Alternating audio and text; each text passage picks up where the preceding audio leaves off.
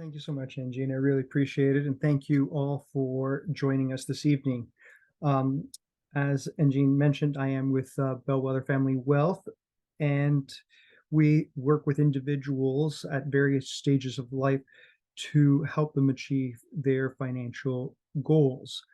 Now, many of you were looking at different stages right now, and this would probably be focused more on early stages, especially with our topic of student loans and securing a financial future. Managing school debt and also saving for other big purchases, such as a house or retirement, can be a challenging balancing act for many individuals. Student loan debt can be a significant financial burden, making it difficult to sail for those long-term goals. However, with careful financial planning and a strategic approach, it is possible to manage your school debt while also saving for the future. So those are the things that we are going to look at today, and I will go through some of the strategic things that I believe are quite significant in being able to implement that in your own financial well-being. So we're going to first start out with debt. And when I get questioned about debt, people may have some anxiety, might be stressed over it, and we have to break it down into two areas. Some people say, I have too much debt, and I'm finding that it's challenging to manage it.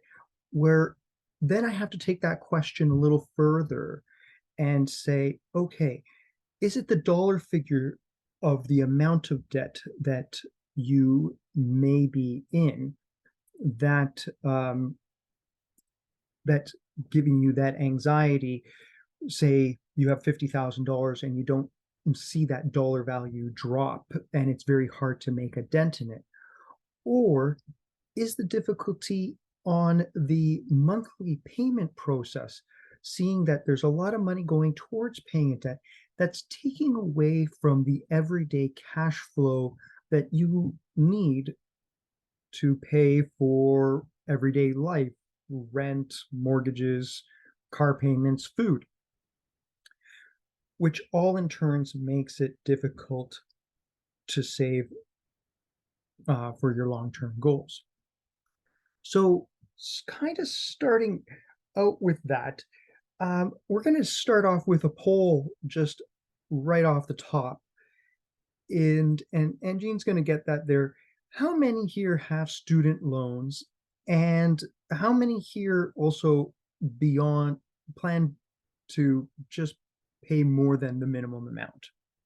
I'll give you a second here. Okay, this is good information to know, because what I'm seeing right here is that many of you have your student loans, and the fact that it's difficult, or it may be difficult, or you're not planning to pay more than the minimum amount, can tell me a bit about your situation. But at the same time, everything is individualized. But this is good information to have to be able to do my presentation, so I know where we're standing at, because cash flow in paying down debt is quite important. So one way to get how to take that on is, of course, money. And we all wish we had more of it, and that would be the easy way to get out of our situation. But in the career of a pharmacist, financial planning is critical. It not only helps you achieve your financial goal, but it also enhances your professional stability. Um, Pharmacists are highly trained professionals that play a vital role in the healthcare system.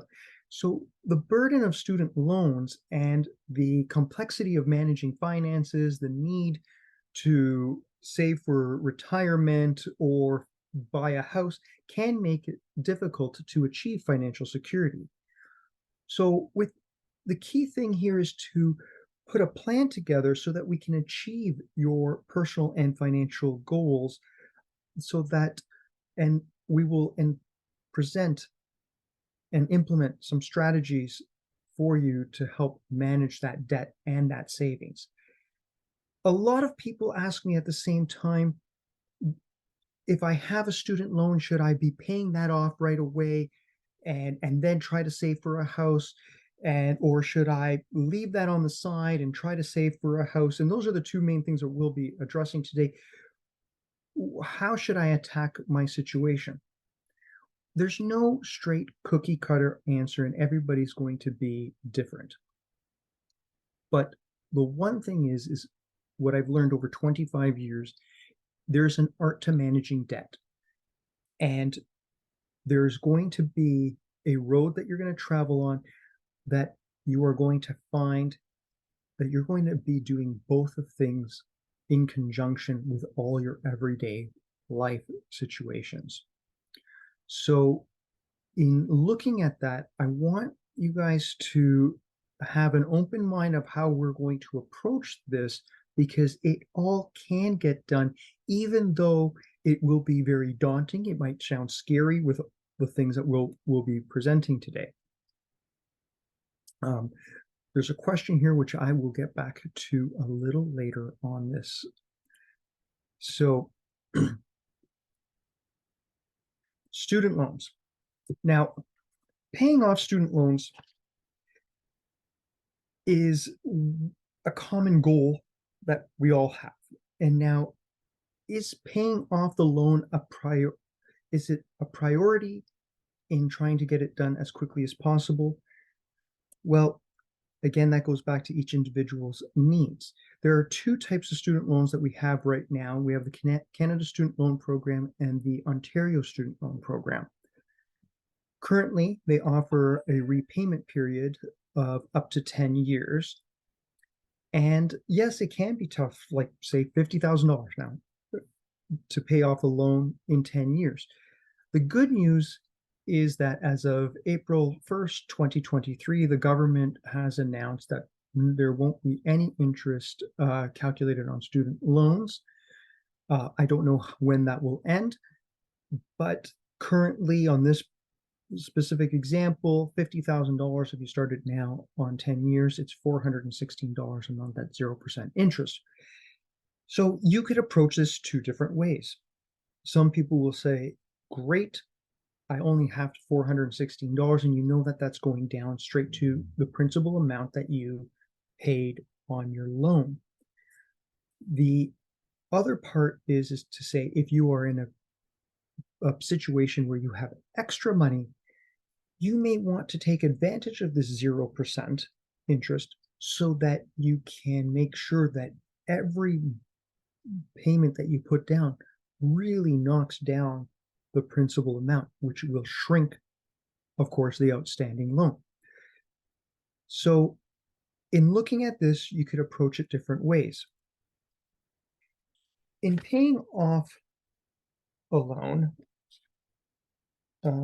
take a look at, yeah, okay, in paying off a loan, one of the effective strategies is to create a repayment plan. And without creating a repayment plan, most people find themselves stuck in a constant cash flow out, cash comes in, cash goes out, there's nothing saving in the middle. I can tell you over my years of dealing with individuals that would be considered successful now and have money, they have always approached every situation with a strategy of paying debt off at an appropriate time and attacking a savings plan. So you could use online calculators to determine how much you'll need to pay off each month, and that will point out how much you will have left over for your other everyday needs.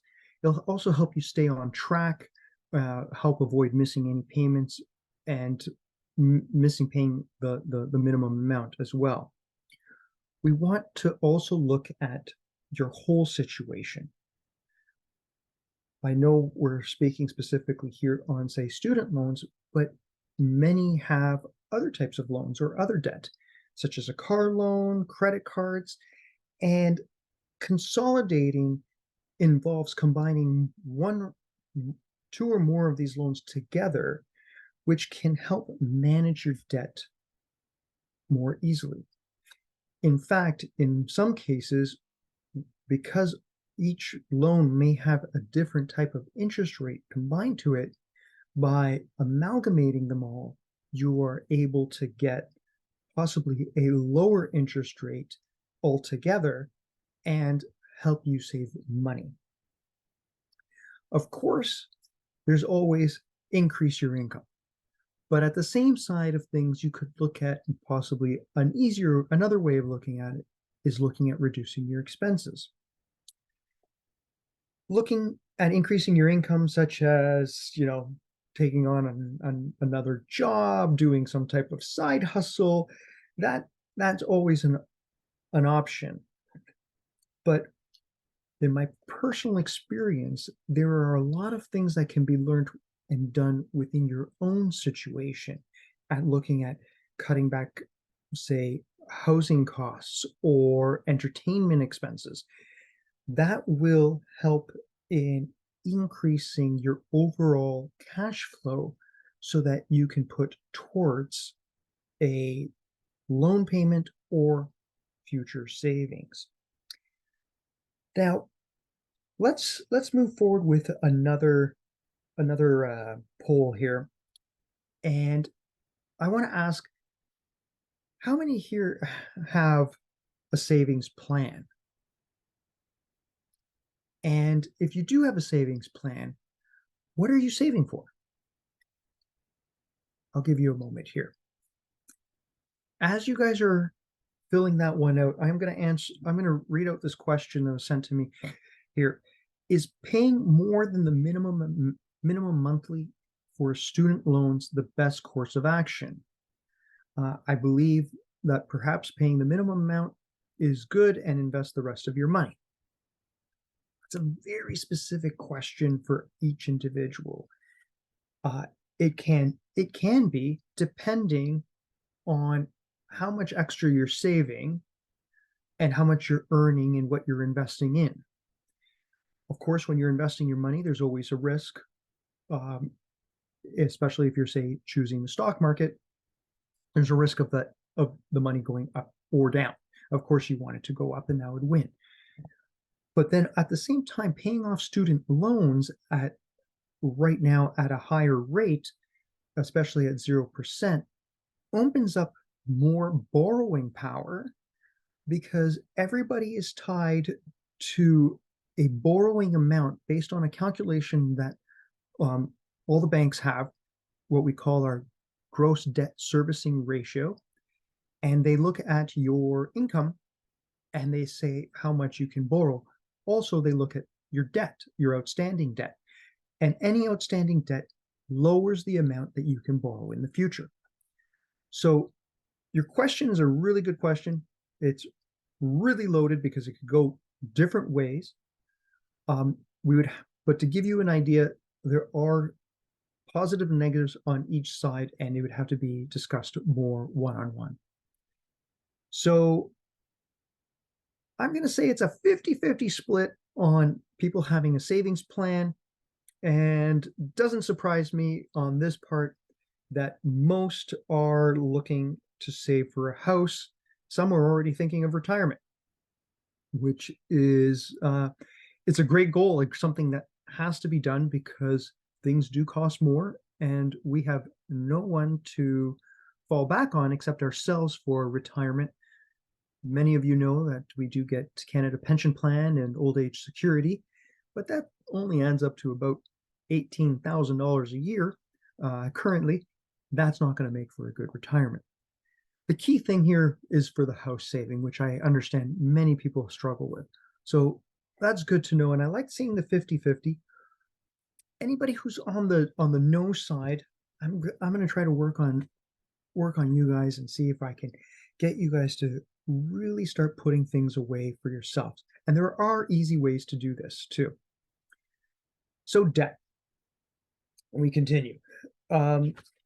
With this, can you believe there is such thing as good debt? And there is, of course, bad debt. Good debt is mortgage, a real estate loan of any kind. A student loan is actually good debt because that's an investment in yourself. Business loans, because you are going into business to grow something and move forward and achieve growth for you, your family, and all of that. So those are the good types of debt that we want people to take on. The bad debts, credit card debts, payday loans, car loans, personal loans for non-essential purchases. And what does that mean? I'll share with you, like I've met people taking out loans to go on a trip. Now, that may have been essential at the time, but after you come back relaxed, you come back to a very possibly a stressed out environment at home, knowing that the trip to Mexico now has to get paid off soon, and there's interest accumulating on that. So we look at things as creating a budget. Now, in creating a budget, people hate this part. I don't budget. I don't create a budget. I just go with whatever's in my bank account. That's sometimes how people budget. You look at your phone, you see the balance, and you think, can I afford it? And then you buy it.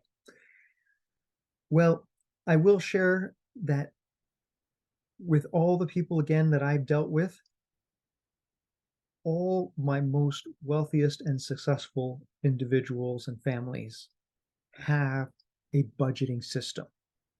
Now, it doesn't have to be intricate. It doesn't have to be very specific.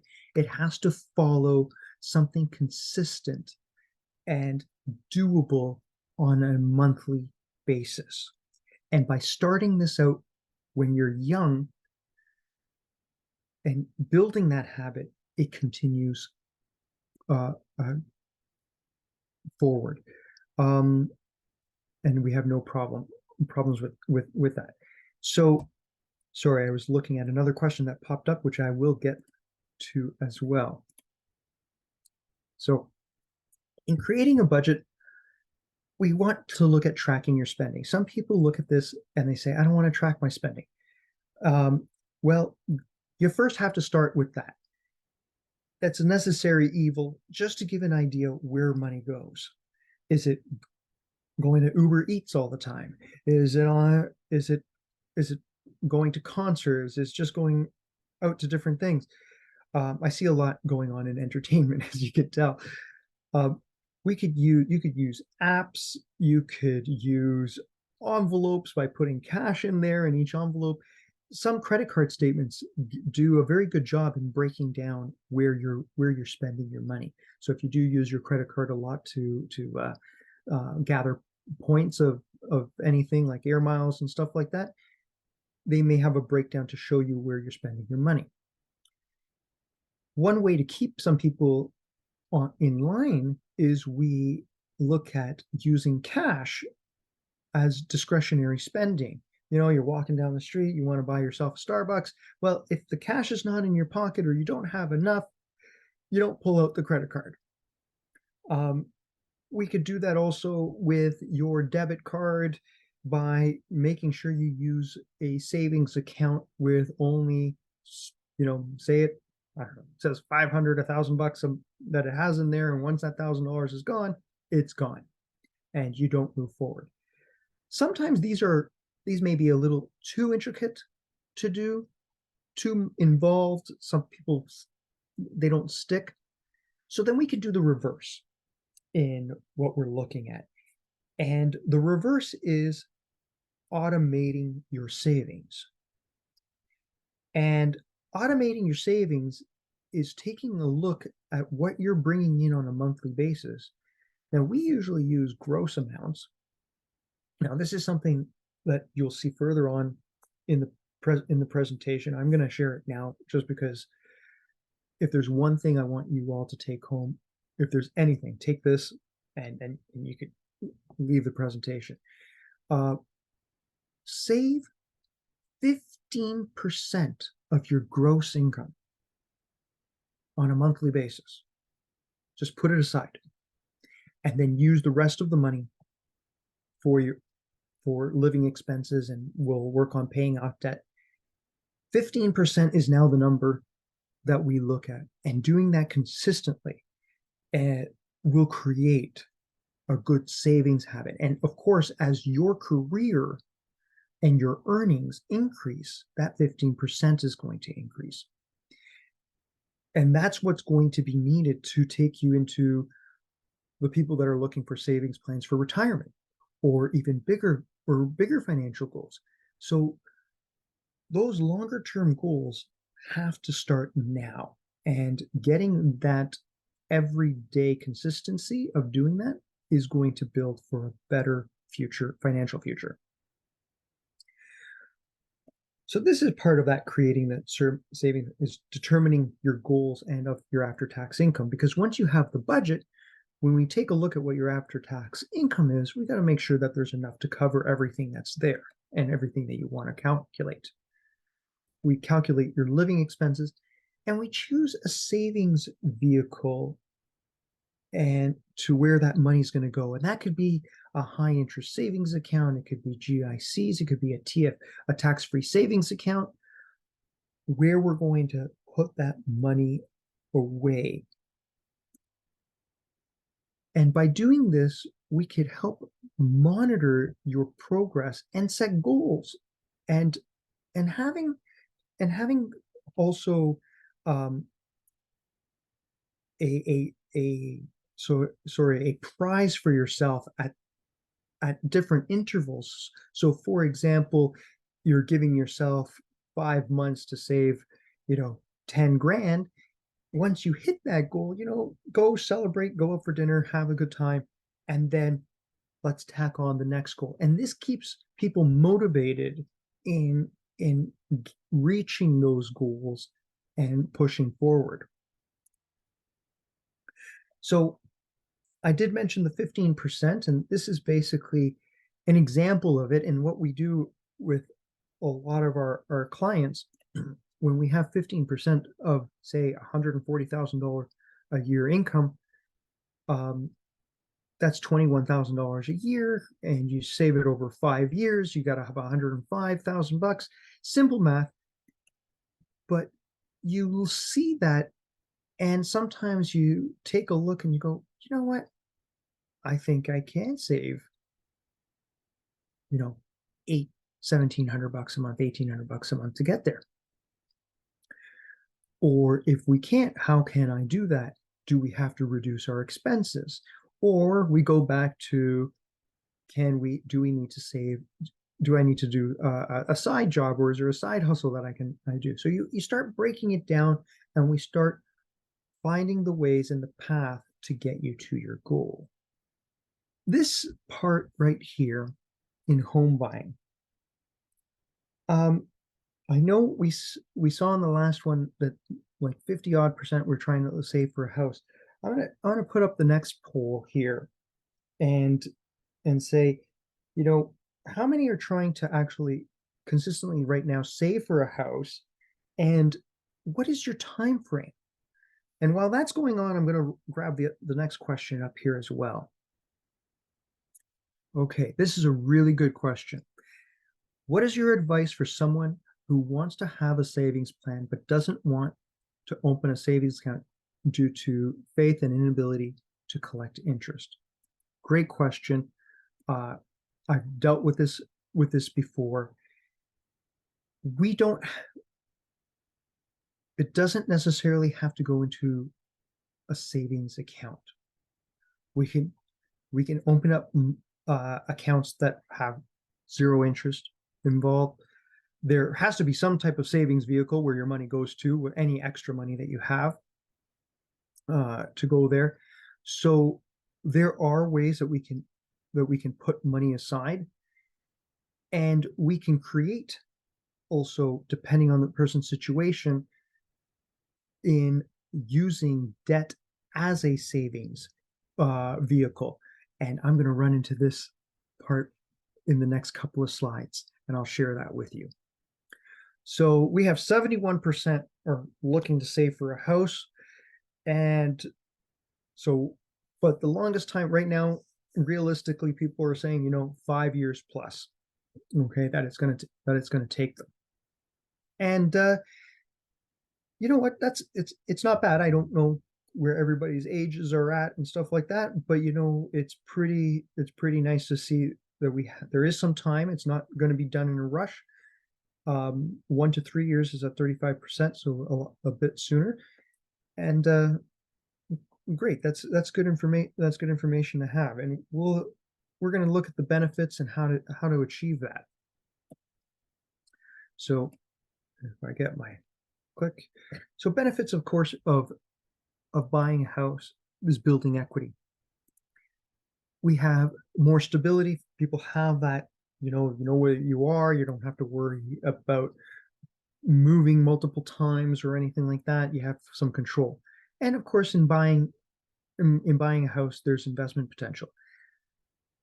I'm going to throw something else at you.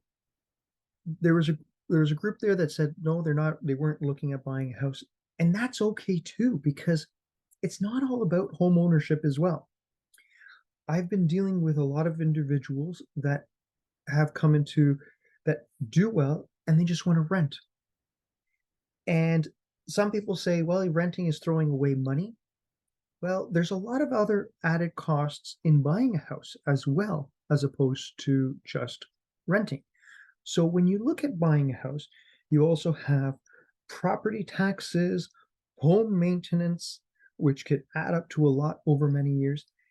And what many people don't consider in the price of their home is the interest that accrues on a mortgage.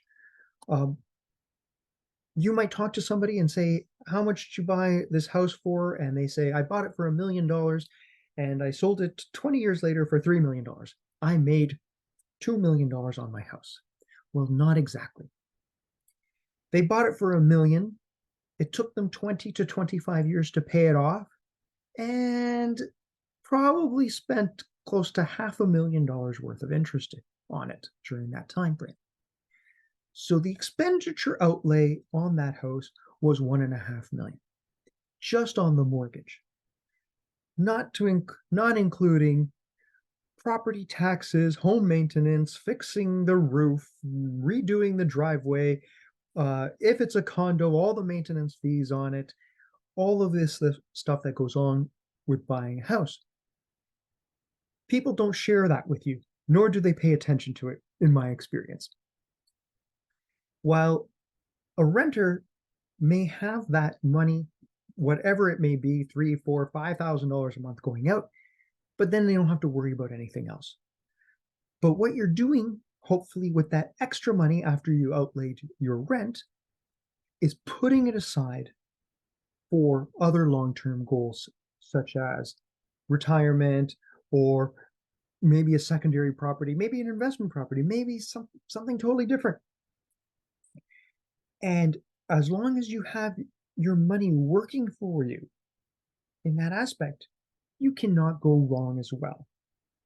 So I know a lot of Canadians are focused on buying a house, and given the prices and the interest rate scenarios that we are in, it makes it quite difficult. So I don't want to negate the fact that in our future, I do believe there will be a greater amount of people renting, but that's not to say that they're any lesser in a financial position than somebody buying a house. They've just wished to move their monies elsewhere, as long as they have a strategic approach in their savings and in their future goals of what to do with the extra money that they're sending out beyond rent. Okay.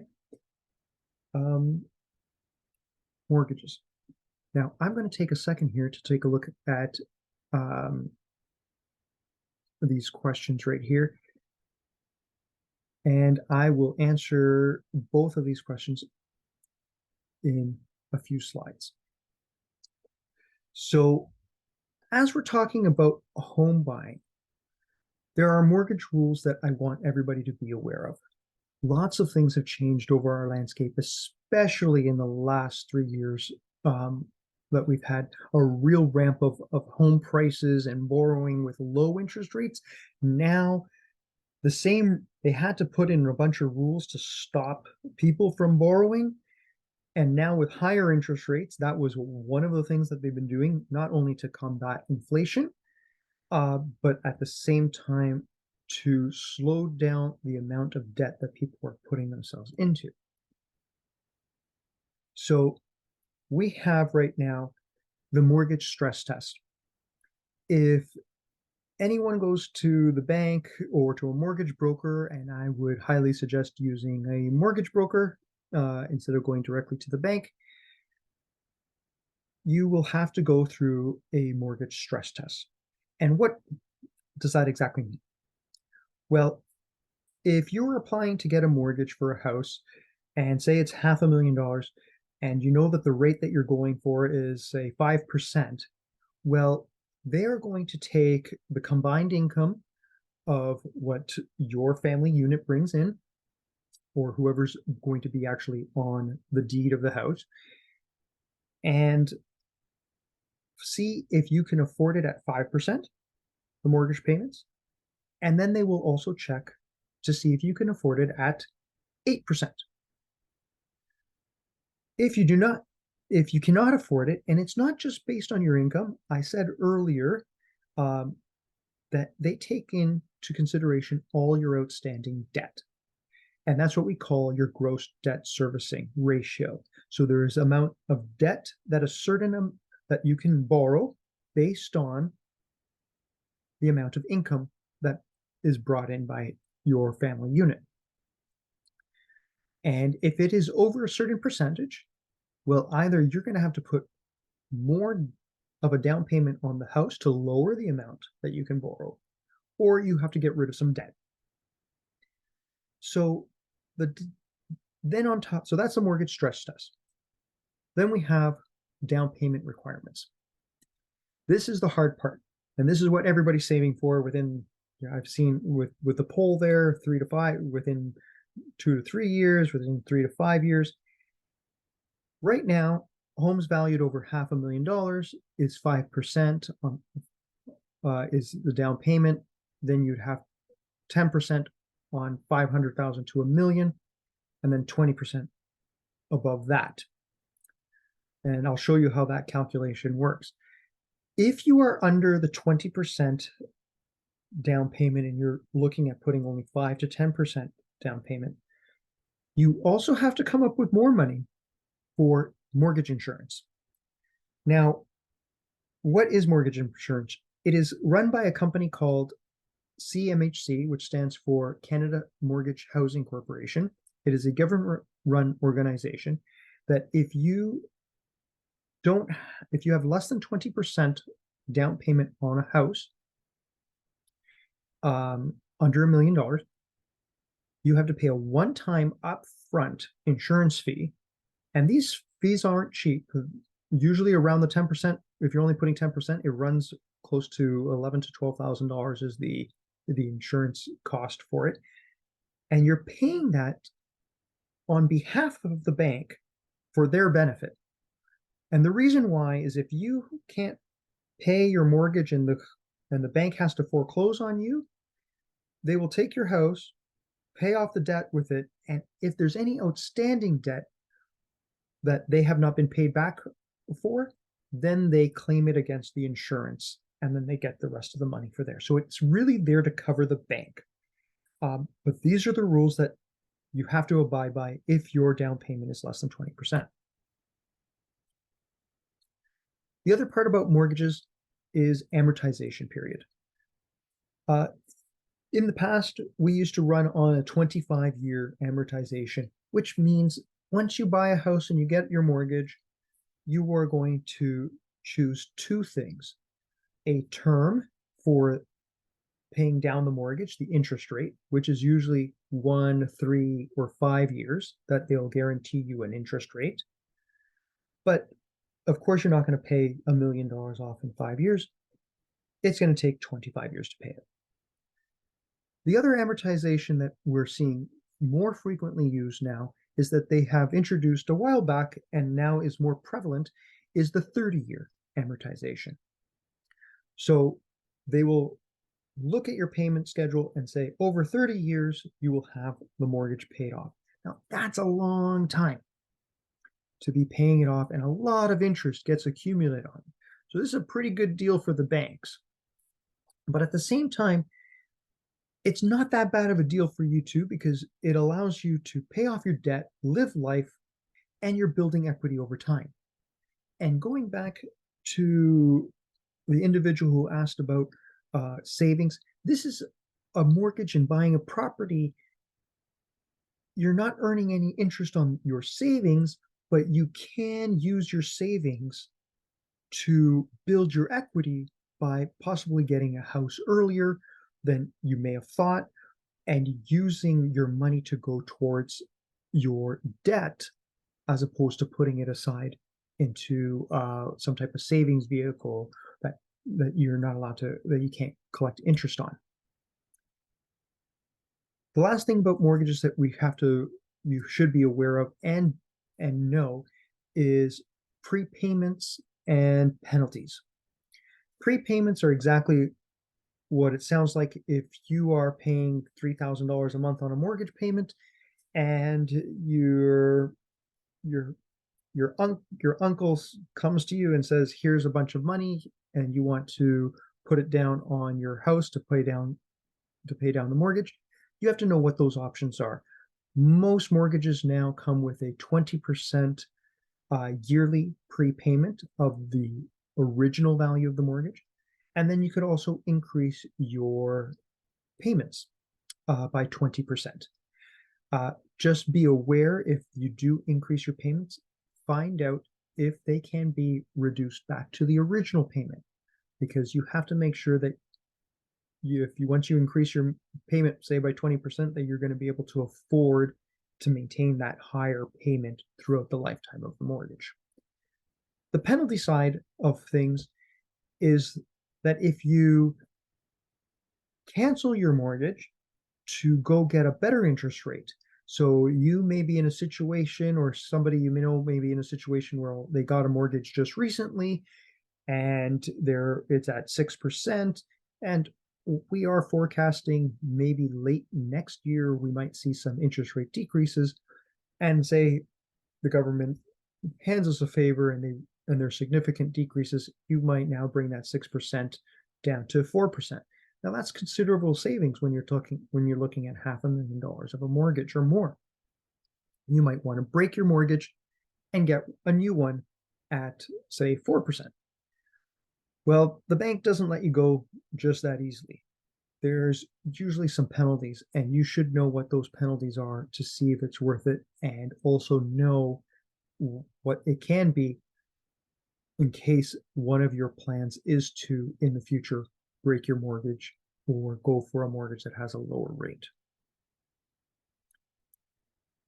To give you a down payment example, where I took this on purpose, I used a $1.5 million mark because on the first 500,000, it's 25%. So if you're buying a house and you just signed a deal for $1.5 million, this is what your down payment, this is what you're going to expect it to put down as a down payment. 10% on 500 to $1 million, which is another 50,000. And then on the $500,000 above, of course, the million is 100 grand. So we're looking at $175,000 is what you have to put down as down payment. Now, depending also where you live in the city, if you are anywhere in Toronto, that includes Etobicoke, North York stuff. I also have to tell people to make sure you save up for land transfer tax. Toronto is the highest right now, which is approximately 3% of the value of the sale price. So you'd be adding another $45,000 to this on top of the down payment, plus any closing costs, for example, lawyer fees, on top of that. So it's a significant amount to save up in that. So this is what we have to take to understand. Now, I'm going to take a second here to go through another poll, and we're going to see what are some of your concerns for buying a house. And while that's happening again, I'm going to take a look at these questions here and see what I can do here. Okay, first one here is how much should you put away for taxes if you're working as an independent contractor? Um, and where tax is not withheld. Good question. Um, that is a little bit difficult to answer, not knowing how much you're earning in that year. So, in a nutshell, if you earn $100,000 a year, your overall tax bill is going to be around $30,000 is what has to be sent to the government. Anything above 100 grand, so if you 105, that extra $5,000 that you earn, I would be putting $2,200 on that 5 grand away on top of that. Okay.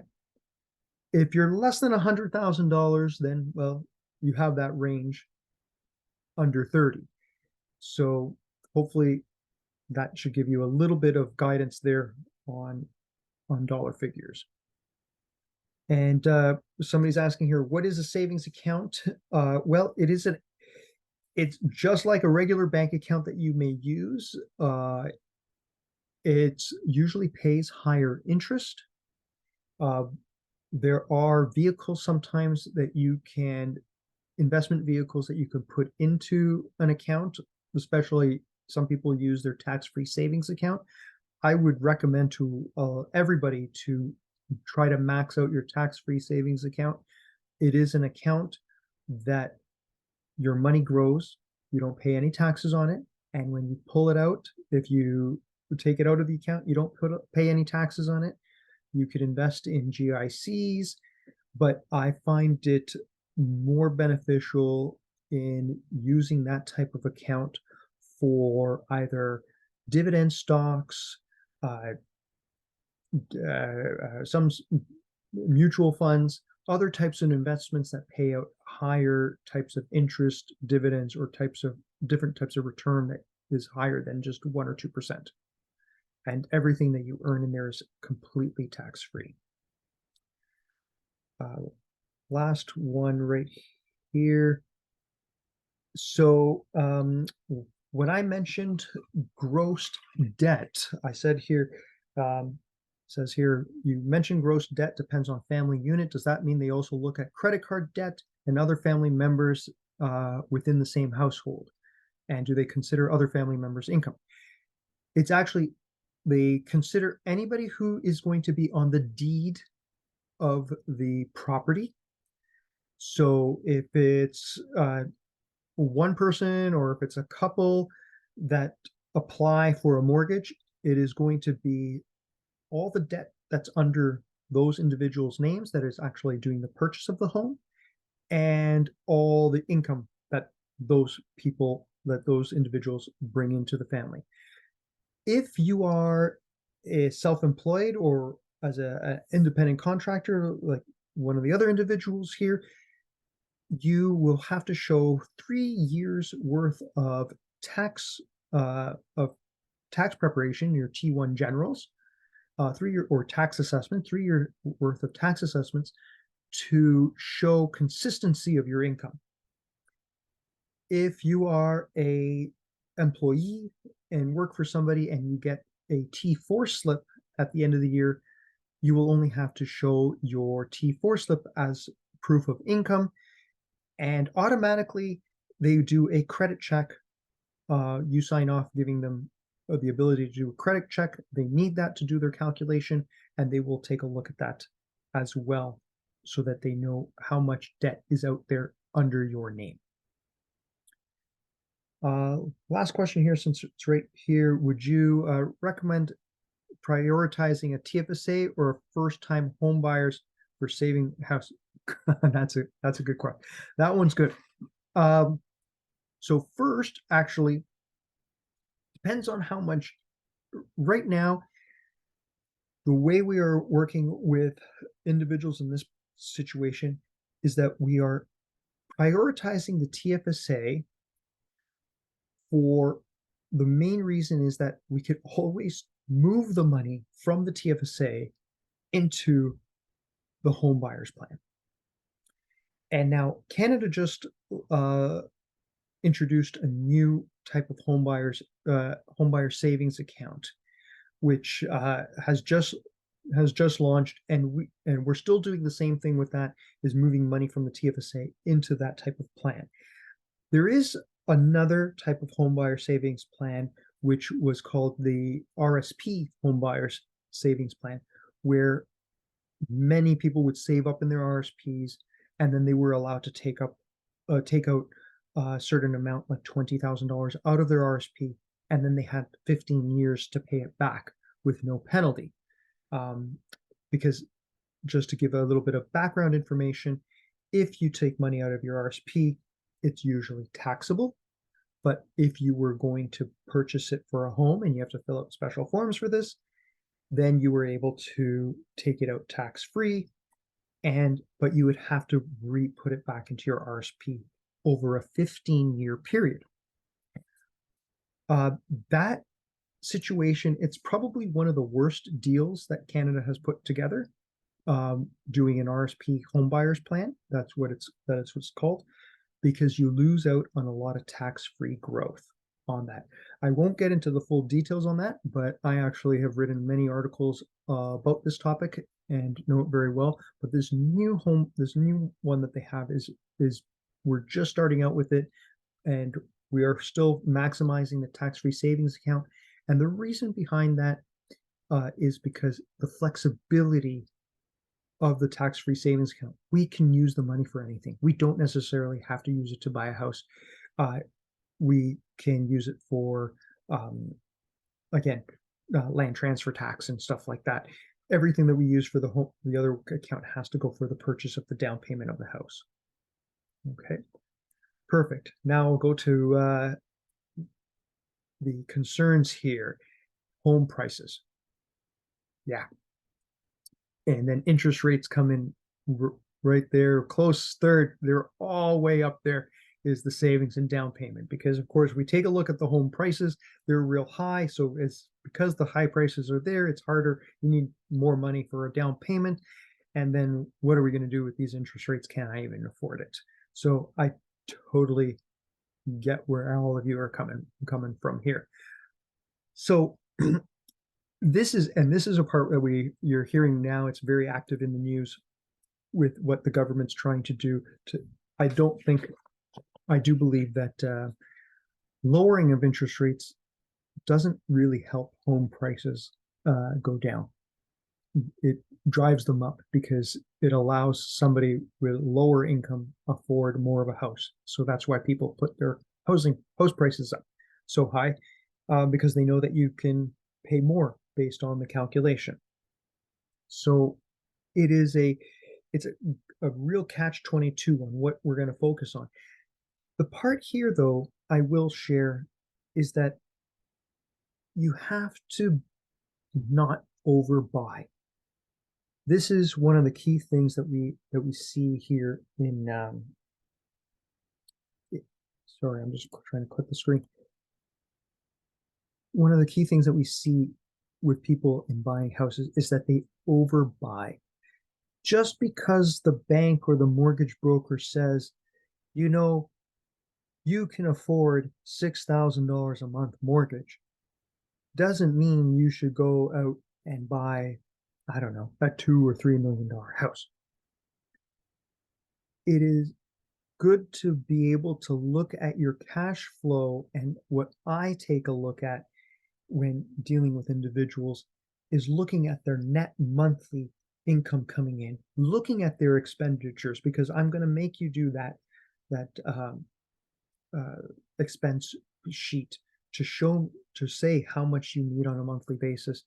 And then we allocate money to the mortgage and to say, this is how much we need for the mortgage. And then we also allocate that 15% that I talked about earlier to savings and see what it is, because we don't want you to be what we call house poor, where all your money's going to the house and you can't even go out and buy yourself a Tim Hortons. So that's that's key in all of this. And as we go through life and trying to pay down debt and trying to save up, of course, there's always another one that's like, hey, we still have to think about our retirement. And it's a lot of it's a lot to take in, and it's quite daunting, and it might feel a little hard on people to say, how is this ever going to happen? But again, planning for retirement is the same steps as paying down debt. So we are putting money aside for the future. And usually that's where I start with that 15%. Now, that 15% that we save in the future can go in different directions. And I will say, I'm not telling people to put all their money into an RSP because in the young years, it doesn't help you. Yeah, I'll be the first one to tell you it does not help at all to if you're making $60,000 to max out your RSP. It is actually better to put your money into a TFSA because you're not at your top earning years. And what's nice is your RSP account accumulates all the room that you haven't put away for in a long time. So if you're making $60,000 a year for 5 years and you didn't put any money out, and then you jump up to $100,000 a year, well, maybe now it's time to look at making an RSP contribution. And the reason why is that RSP contribution, the refunds that you get back for making a contribution into your RSP, are calculated based on your marginal tax bracket, which means at $100,000 a year, you're in the 47% marginal tax bracket. So if you put in $1,000 into your RSP, you're going to get $470 back. At $60,000, you're only at 30%. So for $1,000, you're only going to get $300 back. So it is actually better for you to wait because you will actually earn more money from the government if you wait till you're in a higher tax bracket. And that room that they allow you to put in money into your RSP each year doesn't go away. It accumulates there for you. So you're not losing out on anything. And if you do put that RSP money aside into your tax-free savings account, it will sit there and accumulate for the day you need it when you're making, say, 100 grand or more, and you can move a big chunk of it over. And if you move over 20, 30, 40 grand, you're going to be getting, if you bring over 40 grand, you're going to get, like $18,000 back in taxes that year. So that it's a useful way in using for retirement planning. For many of you who are going to be working for a company or an employer, any other retirement plan, anything that your employer does for you as a group RSP or a defined contribution plan, if there's any matching where the employer will put money in because you're saving into this plan from your paycheck, take advantage of it. But only take advantage of it to the point where you get the maximum benefit from your employer. Beyond that, it is actually better to put the rest of the money aside and do it yourself with a professional or with somebody at the bank, somebody like myself, and you can plan for it that way. But always take advantage of any retirement plans through your employer, especially if there's matching. Retirement planning part, which is key. Your home is not part of your retirement plan. I've had people in the past tell me, well, when I retire, I'll just sell my house and then I'll have a lot of money. Well, yes, you will, but you won't have a home. So what do we do then? Do you go to rent? That's a very big possibility. I have no problems with that. It depends on what rent will be at that time and where you're planning on rent. But in most cases, your home is never part of your retirement plan. It used to be something where people would say, I have a house and it's, 3,000 square feet, and I'll just downsize because, the family, the kids, and everything, everybody will be out of the house at that time, and I'll buy myself an apartment. That used to be a good plan, and it would work in some cases. But with most of you out there, you probably already know that you could sell a house for 1.5 million, and then you could buy a condo for 1.2 million. You just reduced square footage. You didn't reduce the cost. So adding another $300,000 to your overall retirement plan isn't that significant in the grand scheme of things, especially if you're looking to be retired for 25 plus years. So just keep that in mind that it's not part of your house. The earlier you start, the easier it is. And I can't stress this part enough. I've had clients real young, just starting off with whatever they could. And, it could be a few $100s a month. And as their income increases, we, of course, increase that. But starting with something is better than just waiting for the day that you have it. Because what usually happens, even if you're making good money, um, it never comes. You never have it. There in our office, there we in the past we had a famous couple that there were two physicians that had a combined income of over $500,000 a year. And the funny thing part was that every time it came to RSPs and making your RSP contributions, they actually had to get an RSP loan because their expenditures were through the roof and spending money here and there. Yet you're making $500,000 a year waiting for the time to have extra money for something. Well, in a lot of cases, you'll always find something else to spend it on as opposed to saving it for yourself. So starting these aspects of saving early are really key.